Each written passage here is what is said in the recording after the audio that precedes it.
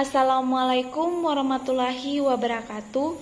Nama saya Grace Novilawati Tarua dari Prodi Biologi dengan NIM F1D1210028. Di sini saya akan memperkenalkan jaringan pada hewan dan jaringan pada tumbuhan. Di sini saya sudah mempersiapkan beberapa slide untuk kita sama-sama melihat pengenalan dari jaringan pada hewan dan jaringan pada tumbuhan. Di slide yang pertama adalah pengertian dari jaringan. Jaringan adalah sel yang memiliki bentuk dan fungsi yang sama. Jaringan yang pertama adalah jaringan pada hewan, antara lain jaringan mesenkim, jaringan epitel, jaringan pengikat, jaringan otot, dan yang terakhir adalah jaringan saraf. Kemudian jaringan pada tumbuhan antara lain adalah jaringan meristem, jaringan epidermis, jaringan parenkim, jaringan pengangkut, dan yang terakhir adalah jaringan penyokong. Slide yang ketiga adalah gambar dari jaringan pada tumbuhan jagung. Di sini kita bisa melihat akar pada tumbuhan jagung.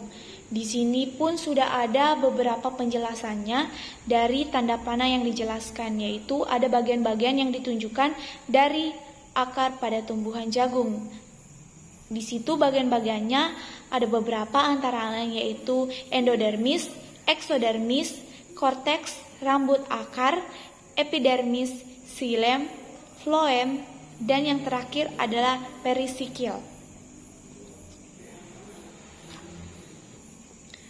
Dan slide keempat di sini menjelaskan tentang jaringan embrional atau jaringan meristem. Ini adalah salah satu jaringan dari tumbuhan, yaitu yang pertama jaringan embrional. Adalah jaringan dari hasil pembelahan sel zigot. Jaringan embrional mengalami spesialisasi menjadi 3 lapisan. Jaringan atau triploblastik, yaitu yang pertama adalah lapisan luar, ektoderm atau lapisan tengah, mesoderm, dan juga lapisan dalam endoderm. Jaringan meristem merupakan jaringan tumbuhan yang masih muda dan belum terdiferensiasi, sehingga mampu melakukan pembelahan. Berdasarkan letaknya, jaringan meristem dibagi menjadi 3, yaitu jaringan meristem apikal, jaringan meristem lateral, dan meristem interkalar. Jaringan meristem yang pertama yaitu jaringan meristem apikal ditemukan pada ujung-ujung akar, batang, dan cabang-cabangnya. Kemudian yang kedua adalah jaringan meristem lateral, terdapat pada batang dan sisi lateral batang. Yang ketiga adalah jaringan ini juga bisa ditemukan di akar. Dan yang terakhir adalah jaringan meristem interkalar, terdapat pada ruas tanaman seperti rumput dan bambu maupun di pangkal daun seperti pada pinus. Yang kedua dari jaringan pada tumbuhan adalah jaringan epidermis. Jaringan epidermis adalah jaringan yang berfungsi sebagai pelindung jaringan yang terdapat di bawahnya. Karena itu, jaringan epidermis berada pada permukaan atas dan permukaan bawah daun. Selain untuk melindungi jaringan di bawahnya, jaringan epidermis juga berperan untuk membatasi transpirasi atau penguapan dan perubahan temperatur. Ciri-ciri dari jaringan epidermis adalah ia terdiri dari 1 lapis sel tunggal.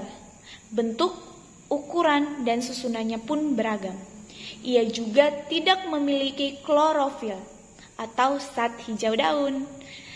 Dinding sel bagian luarnya mengalami penebalan, sedangkan dinding sel bagian dalamnya lebih tipis. Kemudian yang ketiga adalah jaringan kambium. Kambium adalah lapisan jaringan meristematik pada tumbuhan yang sel-selnya aktif membelah dan bertanggung jawab atas pertumbuhan sekunder tumbuhan. Kambium ditemukan pada batang dan akar. Berdasarkan jaringan tetap yang dibentuknya, dikenal dua golongan kambium, yaitu yang pertama adalah kambium gabus atau Phlogen Phlogen, yang kedua kambium pembuluh atau vaskular kambium. Kambium hanya ditemukan pada tumbuhan dikotil atau gymnospermae. Slide ke-7 adalah jaringan parenkim. Jaringan selanjutnya adalah jaringan parenkim. Jaringan ini disebut juga sebagai jaringan dasar karena dimiliki oleh semua tumbuhan. Sebagian besar tubuh tumbuhan juga terdiri dari jaringan ini atau jaringan parenkim. Jaringan parenkim dapat ditemukan di akar, batang, daun, hingga xilem dan floem. Ketika suatu bagian pada organ mengalami kerusakan, jaringan parenkimlah yang akan menggantinya dengan jaringan baru.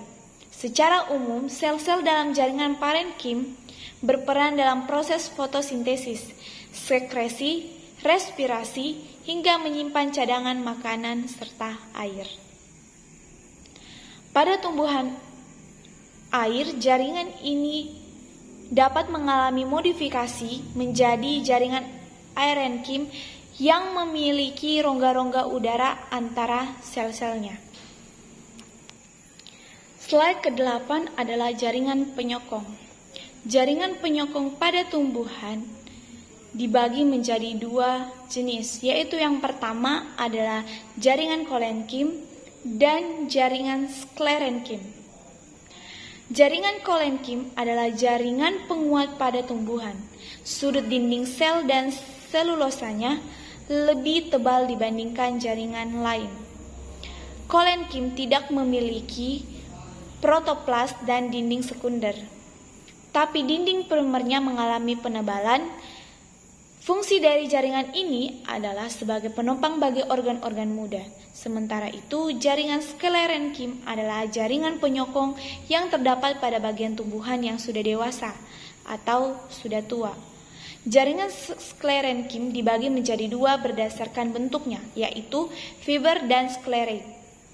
Fiber memiliki bentuk seperti pita-pita panjang sehingga bisa dimanfaatkan sebagai tali. Yang kedua, di sisi lain, sisi sklerate memiliki bentuk yang tidak beraturan, contohnya pada kulit yang melindungi biji tanaman. Slide yang ke-10 adalah jaringan pengangkut.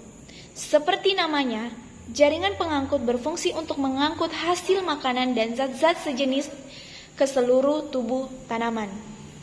Jaringan pengangkut dibagi menjadi dua, yaitu xilem dan floem. Xilem yang disebut sebagai pembuluh kayu adalah jaringan pengangkut pada tumbuhan yang membawa air dan garam mineral dari akar ke bagian tumbuhan lainnya. Air dan garam yang akan digunakan dalam proses fotosintesis juga dibawa oleh xilem menuju daun. Sementara itu, floem atau pembuluh tapis adalah jaringan tumbuhan yang mengangkut hasil fotosintesis berupa karbohidrat ke seluruh bagian tumbuhan lain. Kemudian slide yang ke-11 adalah jaringan gabus. Jaringan gabus letaknya begitu rapat antara satu dengan yang lainnya, terutama pada ruang yang tidak memiliki sel sehingga air akan sukar untuk menembusnya. Pada celah lapisan gabus memiliki pori-pori yang bernama lentisel. Mencegah penguapan. Fungsi jaringan gabus yang pertama adalah untuk mencegah penguapan.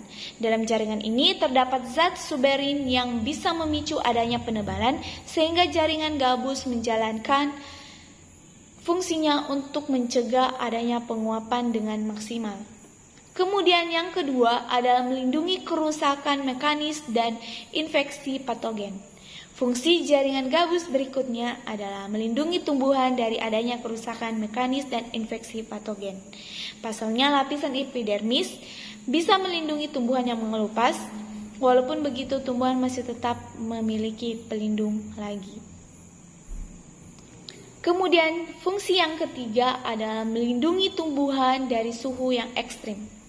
Fungsi jaringan gabus bisa sebagai pelindung tumbuhan dari suhu yang ekstrim. Suhu ekstrim tidak selalu dingin, tetapi suhu yang cukup panas bisa merusak tanaman. Sebagai contoh adalah para petani musiman yang bisa gagal panen jika suhu tiba-tiba berubah. Kemudian yang keempat, fungsi dari jaringan gabus adalah melindungi jaringan di bawahnya. Selain melindungi dari suhu yang ekstrim, jaringan gabus juga akan melindungi seluruh bagian yang letaknya pada bagian bawah jaringan tersebut, terutama pada batang tumbuhan berkeping dua yang riskan kehilangan unsur hara dan air. Slide yang ke-12 kita bisa melihat di sini adalah gambar dari jaringan pada hewan. Kita bisa melihat yang memiliki bintik-bintik berwarna merah dan memiliki bentuk yang bulat itu adalah blood atau darah. Kita bisa memperhatikan di sini. Kemudian yang kedua adalah bone tissue. Ini bisa kita lihat dia memiliki jaringan-jaringan pengikat satu sama lain. Kemudian yang ketiga adalah epithelial tissue. Dia memiliki garis-garis yang berwarna merah dan memiliki bulatan-bulatan kecil yang berwarna biru. Kemudian yang ketiga adalah cartilage tissue. Di sini kita bisa melihat bentuk dari cartilage tissue ini adalah seperti pil dari obat yang berwarna biru. Kemudian yang kelima ada adipose tissue. Kita bisa melihat dia memiliki bulat-bulat seperti telur yang berwarna kuning dan di dalamnya memiliki bulatan kecil lagi yang berwarna biru dan memiliki tali-tali yang berwarna coklat. Kemudian yang keenam adalah nervous tissue. Kita bisa melihat bentuk dari nervous tissue ini adalah seperti tali atau bintang-bintang laut yang modelnya seperti bintang laut. Kita bisa melihat pada gambar yang keenam ini. Nah, kemudian dia memiliki titik yang kecil sekali yang berwarna biru. Kemudian gambar yang ketujuh adalah musical tissue. Dia ini seperti garis-garis yang berwarna merah dan memiliki bulatan kecil berwarna merah. Kemudian yang terakhir adalah connective tissue. Di sini juga dia seperti kalau kita bisa melihat di gambar yang ke-8 ini, dia memiliki seperti jaringan atau tali-tali yang berwarna kuning dan dia memiliki bulatan kecil yang berwarna merah dan di dalamnya pun ada bintik kecil yang berwarna merah. Slide ke-13 adalah jaringan epitel, merupakan jaringan terluar pada tubuh. Umumnya jaringan ini melapisi permukaan tubuh bagian rongga dan organ dalam. Epitel juga berfungsi untuk memproteksi tubuh dari berbagai ancaman seperti benturan atau goresan. Kita bisa melihat di sini gambar dari jaringan epitel, yaitu dia sudah ditunjukkan memiliki bagian-bagian yang bernama cuboidal epithelium, simple columnar epithelium, dan berbagai macam yang lainnya. Nah, ini pun sudah digambarkan di situ.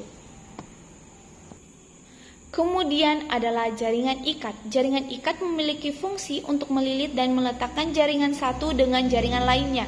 Jaringan ikat diklarifikasikan ke dalam dua golongan, yakni jaringan ikat biasa dan jaringan ikat khusus. Jaringan ikat biasa terbagi menjadi ikat pada dan ikat longgar. Adapun jaringan ikat khusus mencakup jaringan pada tulang keras, tulang rawan, limfa dan darah. Di sini kita bisa melihat gambar dari jaringan ikat longgar. Dia ini memiliki tali yang berwarna hitam dan memiliki bulatan-bulatan kecil yang tidak beraturan berwarna ungu. Bahkan kalau kita bisa melihat di sini dia memiliki bentuk yang tidak beraturan. Kemudian di sebelahnya kita bisa melihat jaringan ikat padat.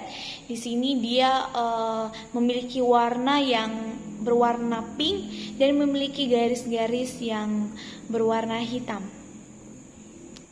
Kemudian slide terakhir saya yaitu tentang jaringan otot. Jaringan ini berfungsi untuk penggerak tubuh. Jaringan otot diklarifikasikan berdasarkan tempat dan bentuknya, yakni otot polos, otot lurik, dan jantung. Nah, kita bisa melihat di jaringan otot pada gambar yang sudah saya tampilkan di sini, yaitu di situ sudah dijelaskan bagian-bagian jaringan otot dari gambar di atas, yaitu ada skeletal muscle, unbraced fibers, striated, attached to bones, voluntary movements, dan lain sebagainya. Nah, di sini saya sudah menampilkan gambar dan kita sama-sama melihat jaringan otot dari gambar tersebut. Itulah tadi beberapa slide tentang pengenalan dari jaringan pada hewan dan jaringan pada tumbuhan.